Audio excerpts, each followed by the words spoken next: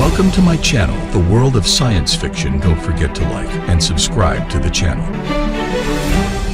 Matthew Ward heard the knock before he registered what it meant. 3 sharp raps against the steel door. Precise, demanding. He froze mid-reach for the water filter, his hand trembling above the cracked plastic casing. 7 months. 7 months without hearing another voice, another footstep, another goddamn sound that didn't come from wind-scraping rust or his own breath echoing in the emptiness. The knock came again, harder this time. His heart hammered against his ribs. The settlement had been evacuated, everyone left. The planet was classified dead, atmosphere thin, soil poisoned, infrastructure collapsed. He'd stayed because leaving meant admitting there was nothing left to go back to. Because silence was easier than watching another colony fail.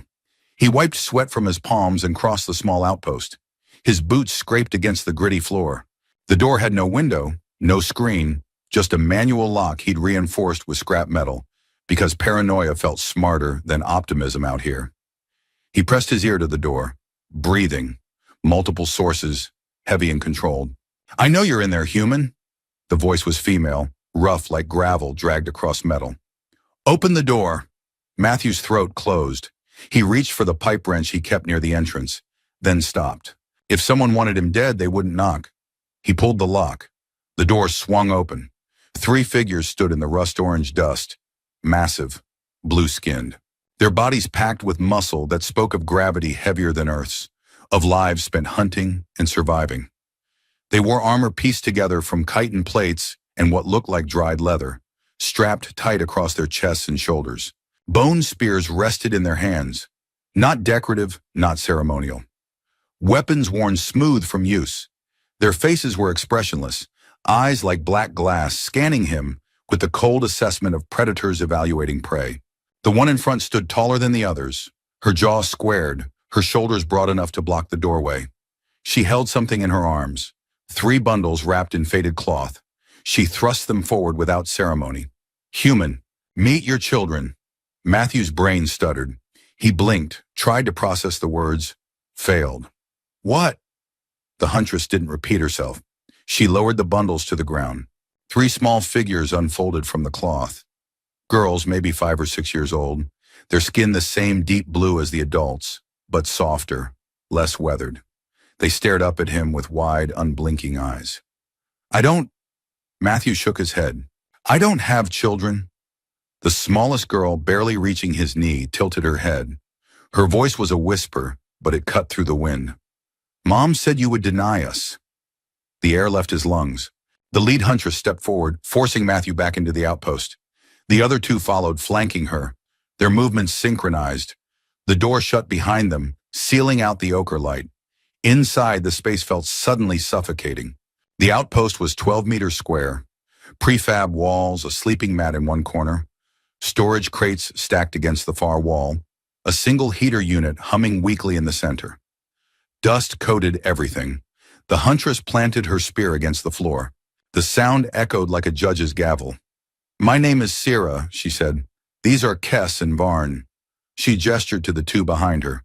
"We serve the clan of the Red Sands. Last night, one of our own died. Her name was Thela." Matthew's mouth was dry. "I'm sorry for your loss, but I don't understand what that has to do with..." "She knew she was dying," Sierra continued, her voice flat, reciting facts. "Blood loss, internal wounds. She had minutes. With her last breath, she gave us a command. Give them to the human, the silent one." Matthew felt his knees weaken. He gripped the edge of a storage crate. I didn't know anyone named Thela." Sierra's eyes narrowed. 4 weeks ago, you encountered a wounded female near the southern ridge. You gave her water." The memory surfaced slowly. A figure collapsed against a boulder, blue skin streaked with darker blue blood. He'd been scavenging for salvage, hadn't expected to find anyone alive. She'd barely been conscious.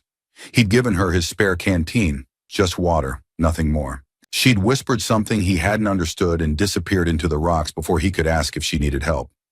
"That was nothing," Matthew said. "Just water." Sierra leaned in, close enough that he could see the scars crossing her jaw. To her, it meant everything. The 3 girls stood silently near the heater, their eyes tracking the conversation. They didn't fidget, didn't cry, just watched. Our law is simple, Sierra said. Who saves a life claims its burdens. You saved Thela. She claimed you. Her children are now your responsibility. That's insane. Matthew's voice cracked. I can barely keep myself alive. I can't take care of 3 kids. You don't have a choice. The hell I don't. He moved toward the door. I'm not their father. I'm not anyone's father. Take them back to your clan. Sierra's hand shot out, gripping his arm. Her strength was crushing. The clan cannot take them. Why not? Because their mother is dead, and the clan wants them dead too. The words hung in the air like a blade. Matthew pulled free, rubbing his arm. What? Kess, one of the flanking Huntresses, spoke for the first time. Her voice was quieter than Sierra's, but no less hard. Thela broke oath. Her bloodline is condemned. Then why bring them to me? Because you're human. Sierra's expression didn't change. You don't follow clan law. You exist outside judgment. Matthew looked at the 3 girls. They hadn't moved. The middle one, maybe 6 years old, met his gaze steadily. Why me? He asked, the question aimed at them now. Why would she send you to a stranger? The middle girl raised her chin slightly. Mom said you don't hurt people. Sierra added quietly. Half our clans can't say the same. Matthew pressed his palms against his eyes. This wasn't happening. This couldn't be real. He'd woken up this morning planning to repair the water filter, maybe check the solar array. Normal, manageable, alone. What did she die from? He asked finally. Sierra hesitated.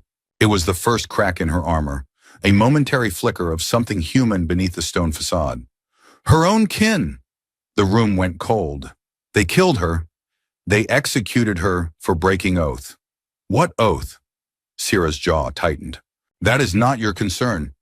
It's my concern if you're dumping her kids on me because... A sound cut him off. Metal scraping against metal. Long, slow, deliberate. Outside. Everyone froze. The sound came again, dragging across the outpost's exterior wall. Matthew's pulse spiked. He moved to the shuttered window, pried it open a crack. Nothing but dust and wind. The scraping stopped. Varn, the 3rd Huntress, moved to the door, her spear raised. She and Kess exchanged a glance that needed no words. Sierra placed herself between the children and the door. Matthew's voice was barely a whisper. What was that? Scouts, Sierra said. They're watching.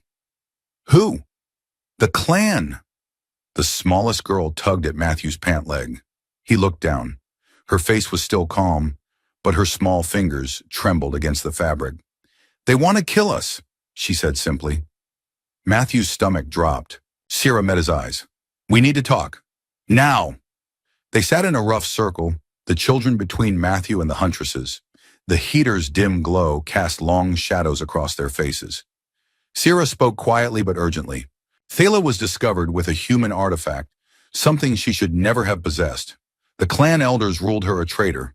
Under our law, traitors in their bloodline are erased. Erased, Matthew repeated. You mean murdered. We call it purification. Call it whatever you want. It's still killing kids. Sierra didn't flinch. Yes. Matthew ran his hands through his hair.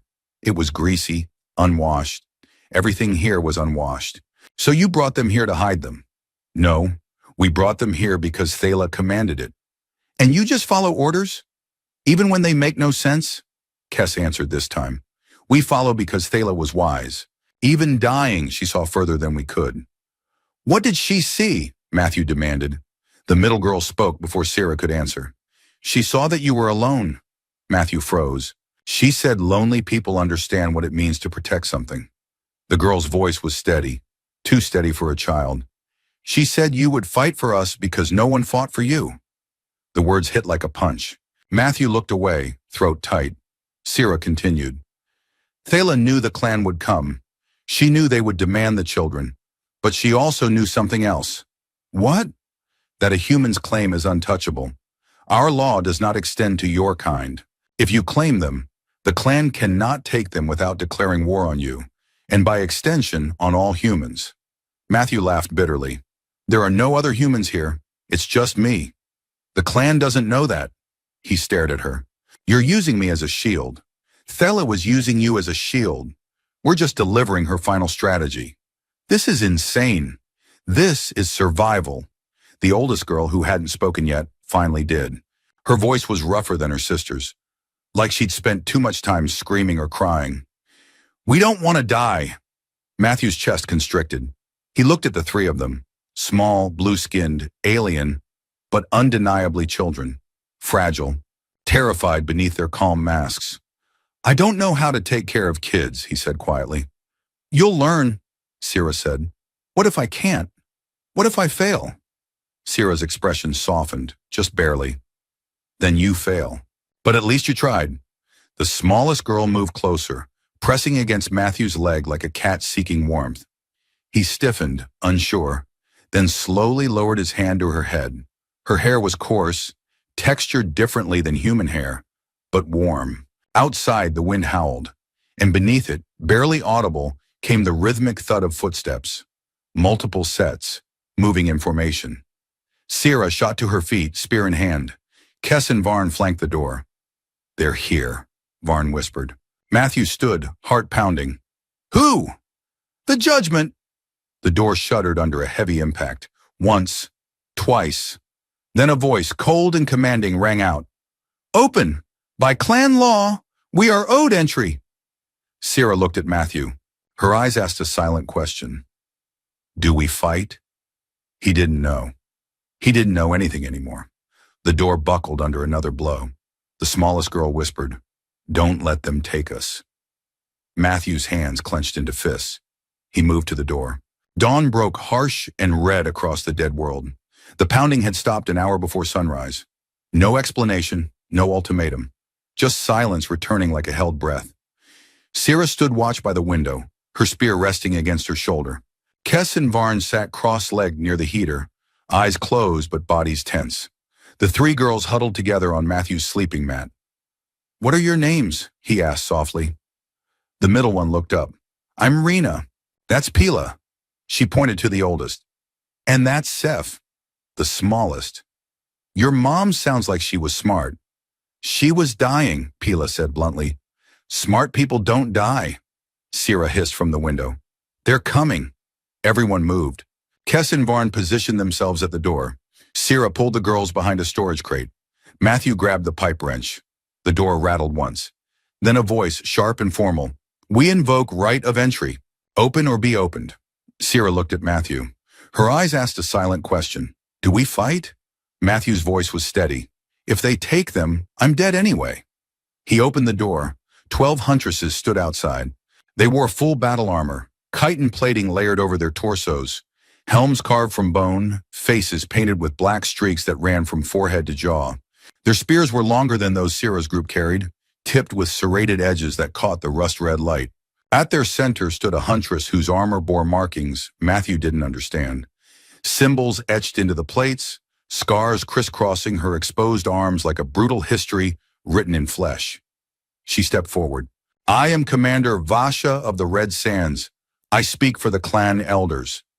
Matthew forced himself to hold her gaze. What do you want? Vasha's eyes flicked past him, landing on the crate where the girls hid. Step aside, human. Those children must die. Their mother broke oath. Her bloodline ends here. Seth peeked out from behind the crate. Her small hand gripped the edge, knuckles pale. Matthew moved, blocking Vasha's line of sight. He didn't think, didn't plan, just moved. Not happening. Vasha's expression didn't change, but something cold flickered in her eyes. You protect them? I do. You choose death over law? I choose not watching kids get murdered. Sierra stepped forward, placing herself beside Matthew. Touch them and you bleed. Vasha's lip curled. You defend the traitor's spawn? You break your own oath, Sierra? My oath is to protect those who cannot protect themselves. Your oath is to the clan. My oath is to honor. Sierra's voice rang like steel. Something you forgot when you killed Thela for carrying a piece of scrap metal. Murmurs rippled through the assembled warriors. Vasha's hand tightened on her spear. Careful, Sierra. Treasonous words carry consequences. Then we all hang together. The tension was a living thing, coiled and ready to strike. Matthew's pulse hammered in his ears. This was it, the moment everything broke or held. Then Seth whispered, her voice cutting through the standoff like a knife. They're not here for us. Everyone turned. She stepped out from behind the crate, small and impossibly brave. They're here for you. Matthew's breath caught. What? Sierra closed her eyes briefly, a look of pained understanding crossing her face. Vasha smiled. It wasn't a kind smile. The child is wise, Vasha said. Tell him, Sierra. Tell him what his precious Thala really said. Sierra's jaw clenched. She looked at Matthew, and for the first time he saw something like regret in her eyes. Thala said more than we told you. In her final moments, she claimed you as the father. Matthew staggered back. No, that's impossible. I never, not by blood, Sierra cut him off. By choice. She declared you father in the presence of witnesses. Under clan law, that makes you responsible for their actions, their debts, their crimes. Vasha stepped closer, her voice dripping venom. She said your scent saved her, that you were the only one she trusted. And in saying so, she bound you to her children, and bound her children's fate to yours. Matthew's mind reeled. But I didn't agree to that. I didn't consent. Consent is irrelevant, Vasha said. She named you. The words were spoken. The bond is made. Then it's a lie. Matthew's voice cracked. It's a trick. Sierra spoke quietly. Yes. The word hung in the air. She lied. Matthew turned to her. She used me. She saved them, Sierra corrected. She knew the clan could never harm a child of a human, not without risking war. So she made you their father, knowing it would protect them. Vasha's smile widened. But protection goes both ways, human. If the children are yours, their blood guilt is yours. Thala's crimes become your crimes, and the punishment, she raised her spear, falls on you. Matthew couldn't breathe, couldn't think. So she used me to save them, he whispered. Sierra nodded slowly, and she died smiling. Silence. Then Vasha raised her spear high. Then you die in her place. The warriors moved as one, closing the circle. Steel sang. Sierra tackled the first warrior to charge, driving her shoulder into the woman's chest and sending them both crashing into the dust. Kess and Varn surged forward, spears flashing, meeting the second wave with brutal efficiency. Matthew grabbed the pipe wrench and swung wildly at a warrior lunging for the door. The metal connected with her jaw, snapping her head sideways. She dropped, stunned. Adrenaline flooded his system. He'd never been in a real fight. Bar scuffles, maybe. Drunken shoving matches. But nothing like this. Nothing where death felt so immediate, so certain. The girls screamed behind him. He turned, saw Pila dragging her sisters toward the far wall, trying to make themselves small, invisible. A spear whistled past his head, embedding in the doorframe. Matthew ducked, scrambled backward, wrench raised. Vasha stepped through the chaos, moving with calm precision. She didn't rush, didn't need to. You fight well for a scavenger, she said, almost conversational. Matthew didn't answer. Couldn't. She lunged. He blocked instinctively, the wrench meeting her spear shaft with a jarring clang. Pain shot up his arms. She was stronger, faster, trained. She kicked him in the chest. He flew backward, crashing into the storage crates. Air left his lungs in a painful whoosh. He tasted blood. Vasha stood over him, spear raised for the killing blow. This is mercy, she said. Then, a scream tore the air. Seth. The smallest girl threw herself between them, arms outstretched, her tiny body shaking but her stance firm. No! He's ours! Vasha froze. The entire outpost froze. The commander's spear hovered inches from Seth's face. The girl didn't move, didn't blink. Sierra gasped from where she'd pinned a warrior to the ground. No, Seth! No! But it was too late. Rena and Pila stepped forward, flanking their sister. 3 small figures, forming a barrier of flesh and bone. He's ours, Rena repeated, her voice steady. We claim him. Vasha's face went pale. One of her warriors whispered, They invoked the right of cling.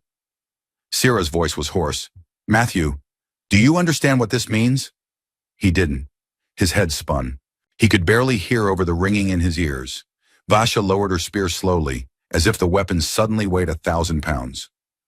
The right of cling, she said quietly, and for the first time, her voice held something other than cold command. It held horror. The children have bound themselves. What does that mean? Matthew rasped, struggling to sit up.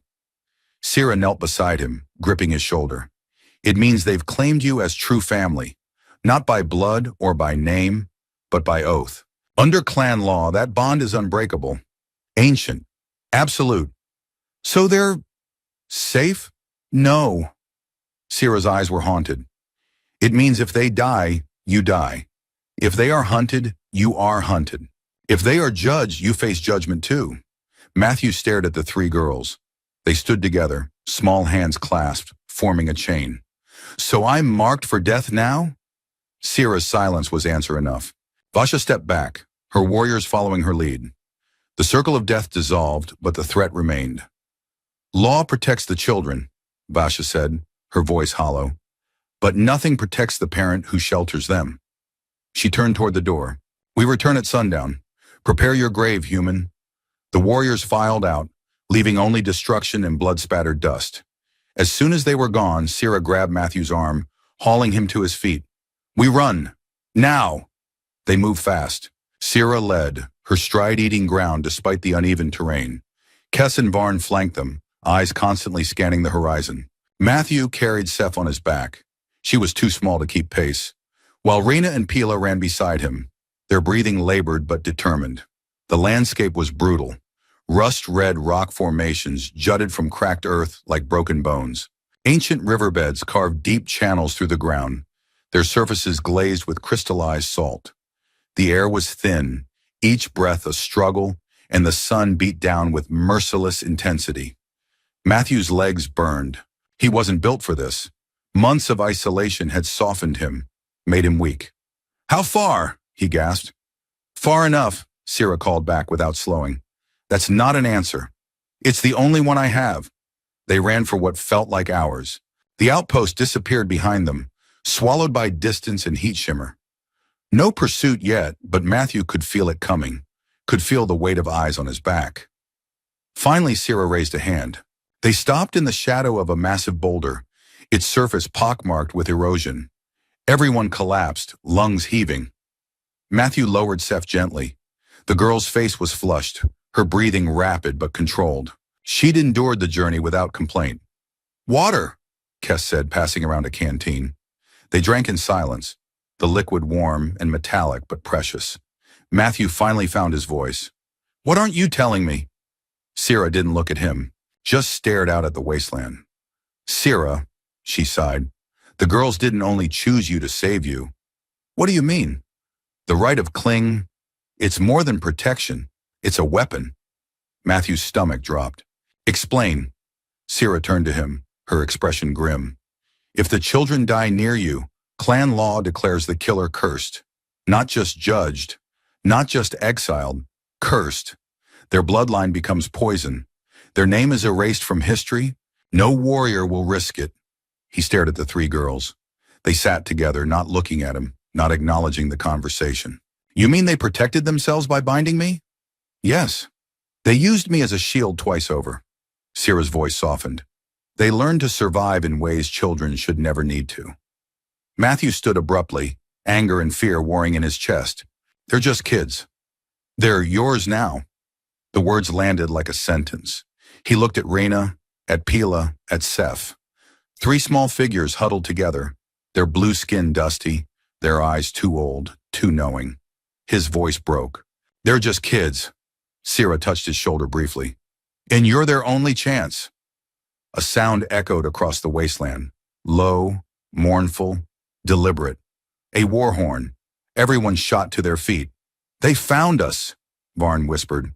How? Matthew demanded. We covered our tracks. Sierra's expression darkened. They're not tracking us. They're hurting us. To where? She pointed toward the horizon, where the land dropped away into shadow. The old mining pit. It's the only shelter for miles. Then we go somewhere else. There is nowhere else. Another horn blast, closer this time. Sierra grabbed her spear. We move, now! They ran again, this time with no illusion of escape. The hornets continued, a rhythmic pulsing that grew louder with each passing minute. The mining pit appeared like a wound in the earth, a massive crater carved by machines long since abandoned. Rusted scaffolding jutted from the walls. Platforms collapsed and dangling. The bottom was invisible, lost in shadow. Down, Sira commanded. They descended carefully, using the scaffolding as a ladder. Metal groaned under their weight. Bolts popped loose, tumbling into darkness. Matthew's hands were slick with sweat. Seth clung to his back, her small arms tight around his neck. "Don't look down," he told her. "I'm not scared," she whispered. He almost believed her. They reached a platform about 30 meters down, a flat expanse of rusted metal surrounded by broken equipment. It offered some cover, but no exit, no escape. Sira positioned everyone behind a collapsed beam. Matthew crouched with the girls, his heart hammering. "We make our stand here," Sira said. "I can't fight 12 warriors," Matthew's voice shook. Sira looked at him, her eyes fierce despite the hopelessness of their situation. "You won't. You'll protect the girls. I'll protect you." The war horns screamed again, echoing through the pit. Then silence. Figures appeared at the rim above, dark shapes against the red sky. 12 of them. They descended with practiced precision, using ropes and handholds invisible to untrained eyes. Within minutes, they formed a perfect circle around the platform. Vasha landed last, her armor gleaming despite the dust. She stepped forward. "Last chance. Give us the children." Matthew stood, placing himself between Vasha and the girls. His voice was steady despite everything. "No." Vasha lifted her blade, and Rena stepped forward, holding something in her hand, a torn piece of cloth, faded, stained, but marked with a symbol. Every warrior froze. Sira gasped. "That mark!" Matthew looked at the cloth, seeing nothing significant, just old fabric with a crude symbol etched in what looked like dried blood. But the warriors stared at it like they'd seen a ghost. Vasha staggered back. "No. Matthew," Sira's voice was barely a whisper. "Their mother wasn't a traitor." "What?" "She was a clan elder." The words didn't make sense. Matthew looked at Sira, then at Vasha, then at the cloth in Rena's small hand. "We executed an elder's daughter," one warrior breathed, horror cracking her voice. Vasha dropped her blade. The clatter echoed through the pit. Pila and Seth stepped forward, joining their sister. Together they held the cloth higher. Sira's voice shook. "The symbol means protected bloodline. Any who harm my children become outcast by divine law." Matthew's mind raced. Then why did they kill her? Because she hid the symbol. She let them believe she was common-born so her children could... Sira's voice broke. She sacrificed her status to protect them. Vasha sank to her knees, the weight of realization crushing her. "Then we condemned ourselves." The warriors around her mirrored the gesture, one by one dropping to their knees. Matthew stared, unable to process. "She planned this? All of it?" Rena nodded slowly, her young face holding terrible knowledge. "Mom taught us, before she died." "Taught you what?" "How to survive when everyone wants you dead." Tears hit the rust-stained metal. Not the girls. Matthew's. He sank down, his legs giving out. The enormity of it crashed over him. The manipulation, the sacrifice, the brutal calculus of a mother using her last breath to weave a trap that would save her children. Vasha's voice was hollow. "The mother didn't protect the children with you. She protected them with our guilt." Sira knelt beside Matthew. She was brilliant, terrible and brilliant. "They're 6 years old," Matthew whispered, "and they had to learn this." "Yes." He looked at Rena, at Pila, at Seth. They stood together, still holding the cloth, their expressions unreadable. "You three planned this?" Seth nodded. "Mom taught us. She said we'd know when." "Know when to what?" "When to show the mark, when to break them." Matthew's throat closed. These weren't children. Not really. They were survivors wearing children's faces, carrying knowledge that should never belong to the young. Vasha rose slowly, moving toward Matthew. Her warriors tensed, but didn't stop her. She knelt before him. "Human, the children chose you. Now the clan does too." Matthew blinked. "What?" "We wronged an elder's bloodline. The guilt is ours. The debt is ours." She pressed her forehead to the ground. "We swear fealty. To you. To them." Sira grabbed Matthew's shoulder. Do you understand what she's offering? No. Protection, resources, the full weight of the Red Sands clan. Why? Because refusal would mean war with the gods themselves. They have no choice. Matthew looked at Vasha, at the warriors kneeling around them, then at the three girls watching him with those two old eyes. And if I refuse? Sira's expression was grim. Then you walk alone, forever hunted, forever marked. That's not a choice. It's the only one you have. Matthew pressed his hands against his face, trying to find some center, some place of clarity in the chaos. Everything had been a trap. Every moment since that first knock had been part of a dead woman's final gambit. She'd used him, bound him, made him a father without his consent, all to save three children from a system that wanted them erased. And somehow, impossibly, it had worked. He lowered his hands. If I accept, he said slowly, what happens to them? Vasha didn't raise her head. They live, as your children, under your protection and ours. And me. You become one of us, bound by our laws, our ways. I don't know your laws. I don't know your ways. You'll learn. Matthew looked at the girls again. Rena met his gaze steadily. Pila's jaw was set, defiant. Seth just stared, waiting. Do you want this? He asked them. Do you want me? The question seemed to surprise them, as if the idea of choice was foreign.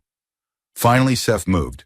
She crossed the platform, her small feet making barely a sound, and wrapped her arms around his leg. Don't leave us. Rena and Pila followed, pressing close. Please, Pila whispered, don't leave us. Matthew's vision blurred. He wrapped his arms around all three, pulling them close, feeling the warmth of their bodies, the realness of them. I won't, he heard himself say. Not ever. Sira placed a hand on his shoulder. Then it's done. Vasha rose, her warriors following. She pressed a fist to her chest, a gesture Matthew didn't understand but felt the weight of. By blood spilled and honor broken, we serve, Vasha said, until death releases us. The other warriors echoed her words, their voices creating a strange harmony in the pit's depths. Sira helped Matthew to his feet. The girls clung to him, not letting go. We need to move, Sira said. The clan will provide sanctuary, but not here. This place is marked by failure. Vasha nodded. The northern settlement. 3 days walk. They can't walk 3 days, Matthew said, looking at the children. We'll carry them, Kes said, stepping forward, as we should have from the beginning. The ascent from the pit was slower, more careful.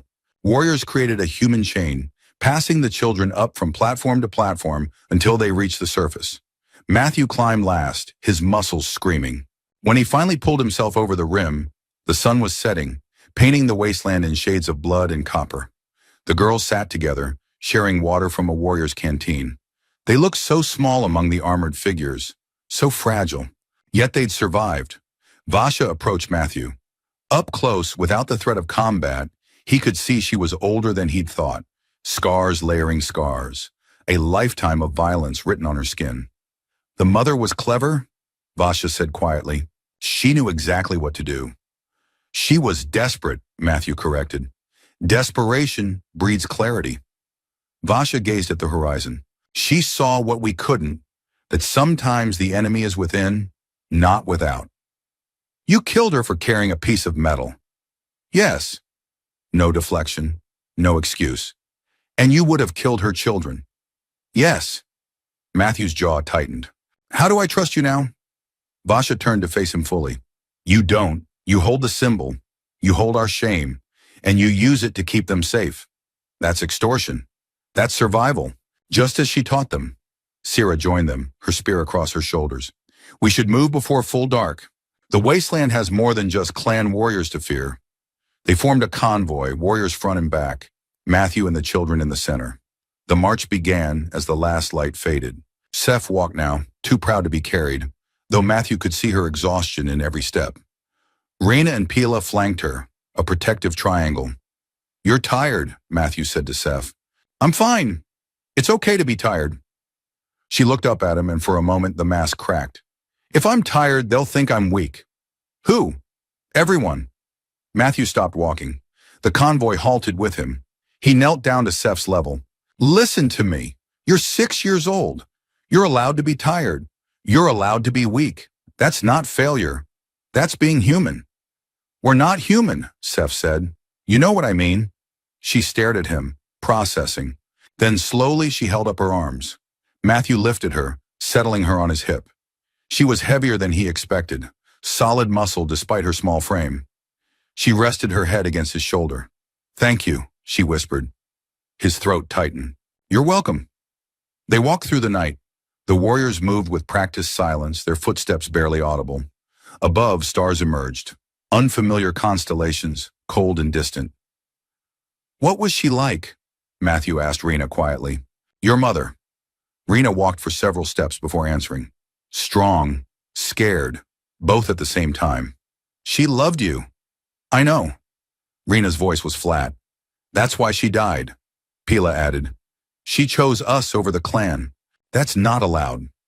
Matthew absorbed this, trying to understand a culture so foreign to his own. But she broke that rule. She broke it because she found something she wasn't supposed to find, Rena said, and she knew they'd kill us to keep it secret. Matthew's curiosity sharpened. What did she find? Rena glanced at Vasha, walking ahead of them. Ask the commander. I don't know. She never told us. She just said it was proof that the elders lie. Pila's voice was bitter. And lies are worse than death. Near midnight, Sira stopped abruptly, staring at the horizon. What? Matthew whispered. Light. There. She pointed to a distant flicker miles ahead.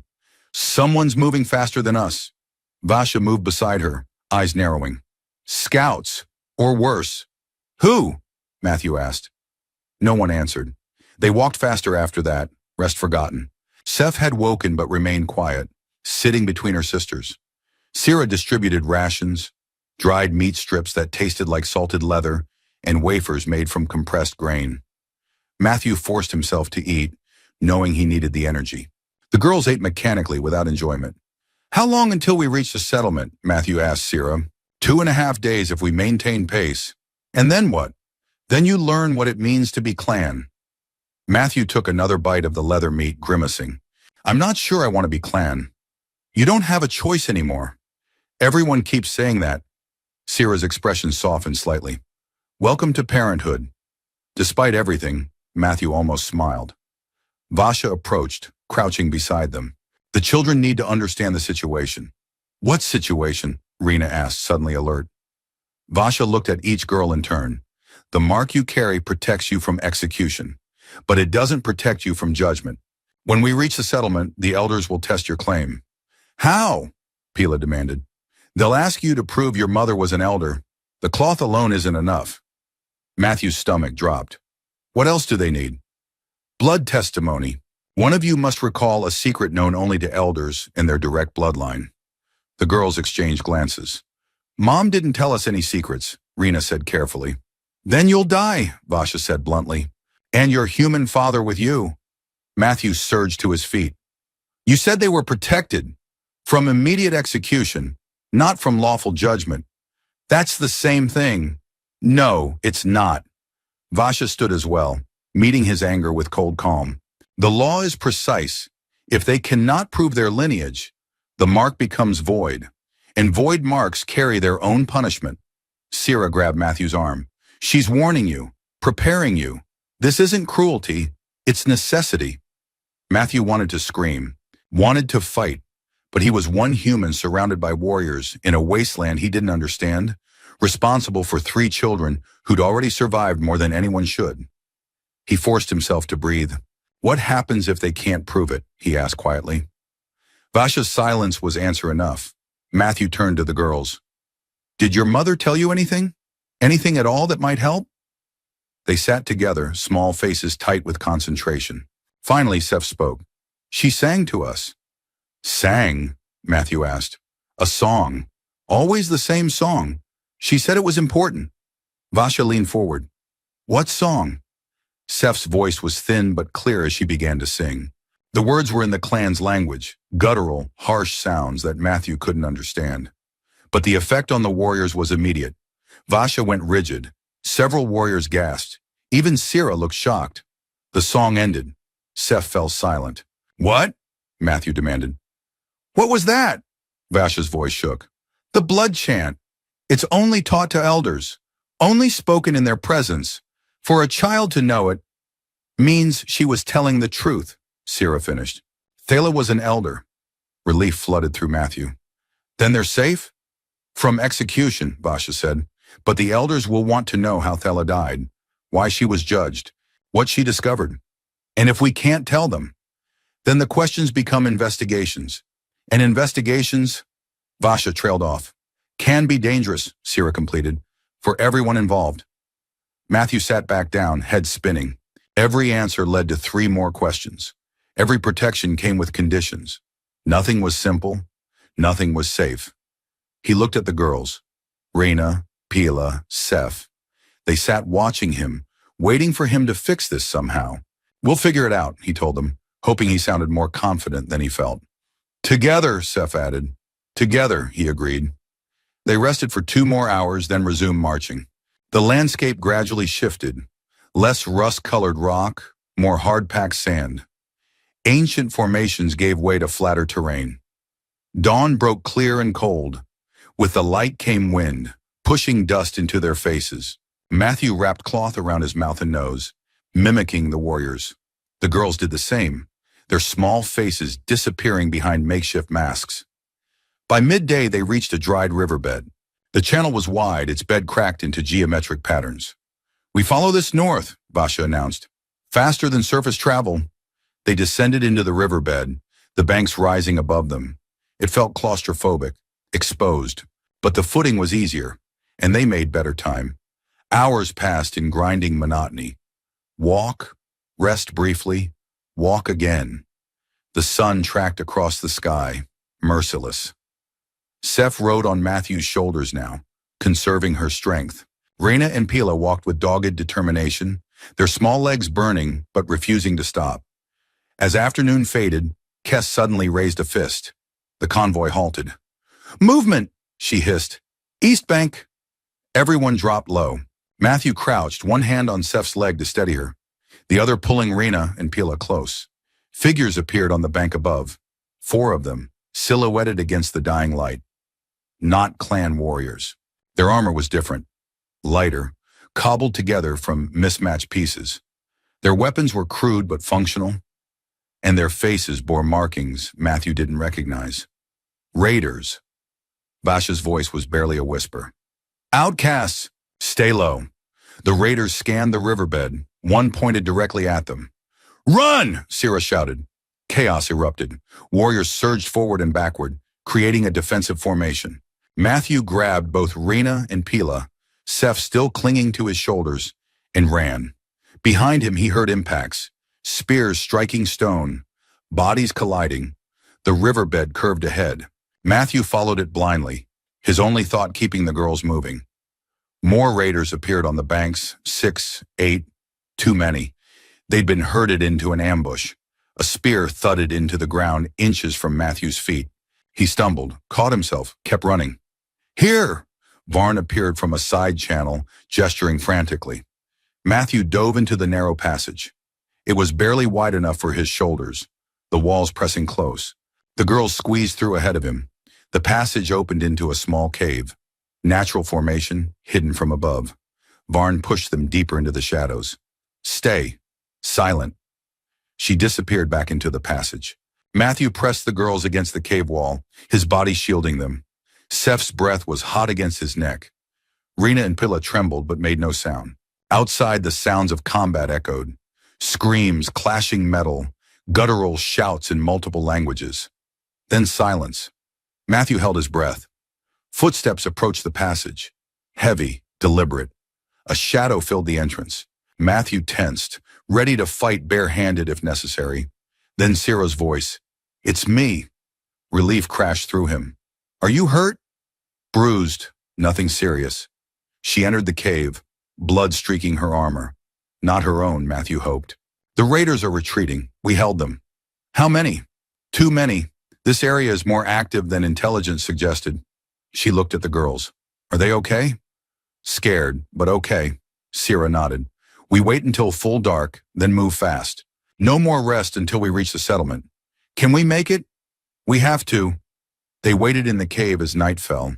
The girls huddled together, finally allowing themselves to show fear. Matthew held them, whispering reassurances he wasn't sure he believed. When Vasha finally gave the signal, they emerged into darkness. The convoy reformed, now moving at double pace. The forced march was brutal. Matthew's legs screamed. His back ached from carrying Seth. But he pushed through, driven by the knowledge that stopping meant death. Sometime after midnight, Rena stumbled. Matthew caught her before she hit the ground. "Can't," she gasped. "Can't keep going." "Yes, you can," Matthew said, though he wasn't sure he could. Kess appeared beside them. Without a word, she lifted Rena onto her shoulders. Varn did the same for Pila. They moved as one entity now, exhausted, battered, but unbroken. Dawn found them climbing a rocky slope. At the top, Vasha stopped. "There," she said, pointing. Matthew looked. In the valley below, structures rose from the sand. Not ruins. Active buildings, smoke rising from vents, figures moving between them. The settlement. They'd made it. "Come, Foran," Vasha said. "Your new life begins." They descended into the valley as the sun rose fully, painting everything in harsh light. The settlement was larger than Matthew expected. Dozens of buildings arranged in concentric circles around a central plaza. The architecture was unfamiliar, all sharp angles and reinforced corners designed to withstand sandstorms. Clan members emerged from dwellings, watching the convoys approach with wary eyes. News traveled fast. Matthew could feel the weight of their stares, the whispered conversations. Vasha led them directly to the plaza. A raised platform stood at its center, carved from a single massive stone. 3 figures waited on the platform. Elders. Their armor was ceremonial, etched with symbols Matthew couldn't read. Their faces bore the deep lines of age and authority. The central elder stepped forward. Her voice carried across the plaza without effort. "Commander Vasha, you return with an unusual party." Vasha knelt. "Honored Elder Kren, I bring news of grave import. Speak. We executed Thela of the Red Sands for oath-breaking, but her children bore the mark of elder bloodline. We stand in violation." Murmurs rippled through the gathered crowd. Elder Kren's expression didn't change. "Show me." Rena stepped forward, pulled from Kess's shoulders. She walked to the platform with her sisters, each step deliberate. They held up the cloth. The plaza fell silent. Elder Kren descended from the platform, moving with surprising grace. She took the cloth, examined it closely. Seth whispered to Matthew, barely audible, "If we die, you die too?" Matthew's hand tightened on her shoulder. "Yes." Her small fingers gripped his. "Good." Elder Kren looked up. "This mark is authentic, but authenticity can be forged." "They know the blood chant," Vasha said. "Do they?" Elder Kren looked at the girls. "Prove it." Seth stepped forward. Without prompting, without hesitation, she began to sing. Her voice filled the plaza, impossibly loud from such a small body. The words echoed off stone walls, carrying weight that transcended language. When she finished, even the wind seemed to pause. Elder Kren knelt before the 3 girls. "Forgive us, daughters of Thela. We have wronged you gravely." Matthew felt his knees weaken. They'd done it. The girls had proven themselves. But Elder Kren wasn't finished. She rose, turning to Matthew. "And you, the human. You claim these children?" "I do," Matthew said, his voice steady. "Why?" The question was simple. The answer was anything but. "Because they needed someone," Matthew said finally, "and I was there. That is not reason enough to bind yourself to condemn bloodline. It is for me." Elder Kren studied him with eyes that seemed to see through flesh and bone. "You understand what you've accepted? The burden, the danger, the absolute responsibility?" "I'm learning." "Learning is not the same as understanding." "Then I'll understand," Matthew said. "Eventually." A ghost of a smile crossed Elder Kren's face. Spoken like a true parent, she turned to address the plaza. "The human Matthew Ward has claimed the daughters of Thela under the right of Kling. By our law, they are his blood, his protection, his destiny." She paused, letting the words sink in. "And we, who wronged their mother, owe them debt. Blood debt, life debt.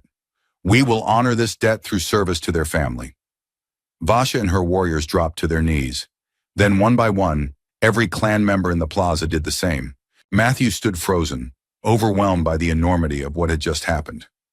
Sierra whispered beside him, "You're one of us now. Truly." Elder Kren approached, placing a hand on Matthew's shoulder. "Welcome to the Red Sands clan, Matthew Ward. May you find strength in your new family." The girls clustered around him, gripping his hands, his clothes, anchoring themselves to him. "We did it," Rena whispered. "We survived." Matthew pulled them close, feeling the full weight of everything, the deception, the danger, the desperate love that had brought them to this moment. "We did," he agreed. "Together." As the clan members rose and began to disperse, life returning to the settlement, Matthew allowed himself to feel something he hadn't felt in months. Hope. It was fragile, uncertain, but real. He looked at Sierra. "What happens now?" "Now?" she smiled. "Now you learn what it means to raise 3 daughters in a warrior clan." "That sounds terrifying." "It is." Matthew looked down at Rena, Pila, and Seth. They stared back at him, waiting. "Okay," he said. "Let's go home." Elder Kren led them to a dwelling on the settlement's eastern edge, larger than most, with space for a family. The interior was sparse but functional. Sleeping mats, storage areas, a cooking pit in the center. "This was Thala's home," Elder Kren said quietly. "It's yours now." The girls entered slowly, touching walls, running fingers over familiar objects. Memories lived here, ghosts of a life stolen. Matthew stood in the doorway, feeling like an intruder. "This doesn't feel right," he said. "It will," Elder Kren assured him. "Give it time." She departed, leaving them alone. The girls explored while Matthew tried to organize his thoughts. He'd gone from isolation to instant fatherhood in less than a week. Nothing in his life had prepared him for this. Seth appeared at his side, holding something. A carved figure, primitive but detailed, resembling a 4-legged animal. "Mom made this," she said. "For me. It's beautiful. She said it would protect me." Matthew knelt down. "Do you feel protected?" Seth considered this seriously. "I feel less alone?" "Me too," Matthew admitted. Rena and Pila joined them. For a long moment, they simply stood together in their new home, cobbled family bound by circumstance and choice. "What do we do now?" Pila asked. Matthew realized he had no idea. No plan, no strategy, just instinct and determination. "We figure it out," he said, "one day at a time." "What if we make mistakes?" Rena asked. "Then we make mistakes, together." Seth hugged his leg. "I'm glad Mom chose you." Matthew's vision blurred. "I'm glad she did too." They spent the rest of the day settling in. Warriors brought supplies, food, water, blankets. Sierra visited twice, checking on them, offering guidance. As evening fell, Matthew built a fire in the cooking pit. The girls sat around it, the flames dancing in their dark eyes. "Tell us about Earth," Rena said suddenly. "Earth? Your home. What was it like?" Matthew hadn't thought about Earth in months. The memories felt distant, belonging to someone else. "Green," he said finally. "Lots of green. Water everywhere. Oceans, rivers, lakes. The sky was blue." "Blue like us?" Seth asked. "Different blue. Lighter. Brighter." "Did you have family there?" Pila's voice was careful. Matthew's throat tightened. "I did, a long time ago." "What happened to them?" "They died. Disease, quick and merciful if there's such a thing." The girls absorbed this quietly. "Is that why you were alone?" Rena asked. "Partly. Mostly I just gave up trying to connect with people. Seemed easier to be alone." "But you're not alone now," Seth said. "No," Matthew agreed. "I'm not." They ate a simple meal, grain porridge and dried fruit. The girls showed him how to prepare it properly, teaching him the basics of clan cooking. Afterward, exhaustion hit hard. The forced march, the stress, everything caught up at once. "Sleep," Sierra said from the doorway. She'd returned so quietly Matthew hadn't heard her. "I'll stand watch tonight." "You don't have to." "I want to. You're family now. We protect family." Matthew was too tired to argue. He helped the girls arrange sleeping mats, then collapsed onto his own. Within minutes, he felt small bodies pressing against him. The girls had abandoned their mats, choosing instead to sleep close. "Is this okay?" Rena whispered. "Yeah," Matthew said. "This is okay." He lay awake long after they'd fallen asleep, listening to their breathing, feeling the warmth of them against his sides. Somewhere in the darkness, Sierra kept watch. And for the first time since arriving on this dead world, Matthew Ward didn't feel like he was waiting to die. He felt like he had something to live for. The days blended together after that. Matthew learned clan customs, how to greet elders, how to show respect, how to navigate the complex social hierarchies. The girls taught him their language, laughing at his clumsy pronunciation. Vasha assigned warriors to train him. Basic combat, survival skills, tactics. He was slow, uncoordinated, but determined. The girls trained too. Even children were expected to learn fighting arts. Matthew watched Seth spar with a wooden blade, her small face fierce with concentration. Pride swelled in his chest. Pride he had no right to feel, but felt anyway. "She's good," Sierra commented beside him. "She's 6. Age doesn't matter here, skill does." Matthew understood. This wasn't Earth. Childhood here was preparation for survival, not shelter from it. Weeks passed, then months. The girls grew stronger, more confident. They laughed more, cried more, allowed themselves to be children. Matthew grew too, not physically, but in ways that mattered more. He learned patience, gentleness, the art of being present. One evening, as they sat around the fire, Pila asked the question Matthew had been dreading. "Do you miss your old life?" He considered lying, decided against it. Sometimes the quiet, the simplicity. "Do you wish you could go back?" Matthew looked at each of them. Rena, Pila, Seth. 3 lives depending on him. 3 hearts learning to trust again. "No," he said honestly. "I don't." "Why not?" Seth asked. "Because that life was empty. This one isn't." Rena smiled, the first genuine smile he'd seen from her. "You're getting better at this," she said. "At what?" "Being a dad." The word hit him like a physical blow. Dad, father, not just guardian or protector. Dad. "Thank you," he managed. That night, after the girls had fallen asleep, Matthew stepped outside. The settlement was quiet, most clan members already in their dwellings. He looked up at the alien stars, no longer cold and distant. They were part of his world now, part of his daughter's world. A sound made him turn.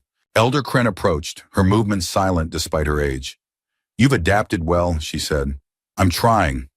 That's all anyone can do." She stood beside him, gazing at the stars. "Thela chose wisely. She manipulated me. She saved her children. Sometimes those things are the same." Matthew couldn't argue with that. "The girls will face challenges," Elder Kren continued. "Their mother's death, the clan's guilt. These things don't disappear." "I know, but they have you, and that matters more than you realize." "Why?" Elder Kren looked at him. "Because you chose to stay when you could have walked away. That choice defines everything." She departed, leaving Matthew alone with his thoughts. He stood there a while longer, then returned inside. The girls slept peacefully, their small bodies relaxed in ways they hadn't been when he first met them. He settled onto his mat, and almost immediately they shifted closer, seeking his warmth even in sleep. Matthew closed his eyes, and for the first time in years, he dreamed of the future instead of the past. The morning brought new challenges. Rena had a training evaluation. Pila struggled with a difficult lesson. Seth woke with a fever, minor but concerning. Matthew navigated it all, learning as he went, making mistakes, correcting them, trying again. This was parenthood, messy, imperfect, beautiful.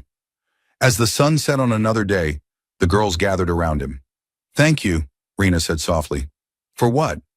"For not leaving us, when you could have." Matthew pulled them close. "I'm not going anywhere." "Promise?" Seth whispered. "Promise." They sat together as darkness fell, a family forged from desperation and choice. Matthew Ward had come to this world alone, seeking nothing but silence. But a dying mother had seen something in him he hadn't seen in himself, the capacity to protect, to love, to stay. And her children, Rena, Pila, and Seth, had chosen him over fear, binding themselves to a stranger who became something more.